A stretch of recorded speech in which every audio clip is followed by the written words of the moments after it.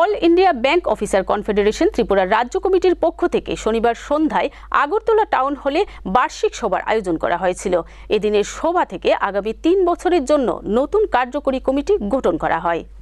All India bank officer confederation Tripura রাজ্য কমিটির পক্ষ থেকে শনিবার সন্ধ্যায় আগরতলা টাউন হলে বার্ষিক সভার আয়োজন করা হয়েছিল। এই সভায় রাজ্য এবং জাতীয় স্তরের ব্যাংক সংগঠনের প্রতিনিধিরা উপস্থিত ছিলেন। সম্মেলনকে সামনে রেখে গতকাল সংগঠনের পক্ষ থেকে কাকরাবন এবং মাতাবাড়ি এলাকার কয়েকটি গ্রামের প্রায় ৩০৯টি পরিবারের মধ্যে ত্রাণ সামগ্রী বিতরণ করে ব্যাংক অফিসার সংগঠন। এদিনের সভা থেকে আগামী ৩ বছরের জন্য ২৫ জনের নতুন কার্যকারী কমিটি গঠন করা হয়েছে। সম্মেলন চলাকালীন এই বিষয়ে বিস্তারিত জানান সংগঠনের রাজ্য সম্পাদক সঞ্জয় দত্ত। তিনি বলেন, সম্মেলন উপলক্ষে আগামী ২৮শে সেপ্টেম্বর রক্তদান শিবির করার পরিকল্পনা গ্রহণ করেছে ব্যাংক অফিসার সংগঠন। আমাদের অল ইন্ডিয়া ব্যাংক অফিসার কনফেডারেশনের ত্রিপুরা রাজ্য কমিটির আজকে আমাদের সম্মেলন চলছে, অ্যানুয়াল জেনারেল মিটিং।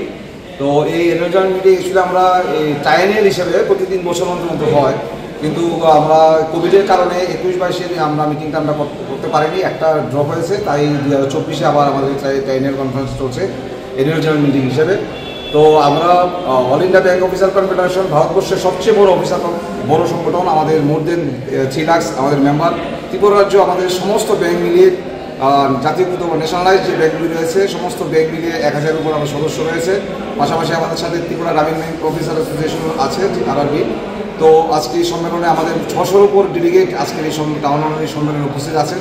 আজকে আমাদের এই সম্মেলনের চিফ গেস্ট হিসেবে রয়েছেন আমাদের all India general secretary Rupam Roy রয়েছেন, এবং আমাদের মেম্বার এখন চলছে আমাদের বিজনেস সেশন। এই বিজনেস সেশনে জেনারেল সেক্রেটারি বক্তব্য আছে এবং আমাদের অতিথি আছেন RBI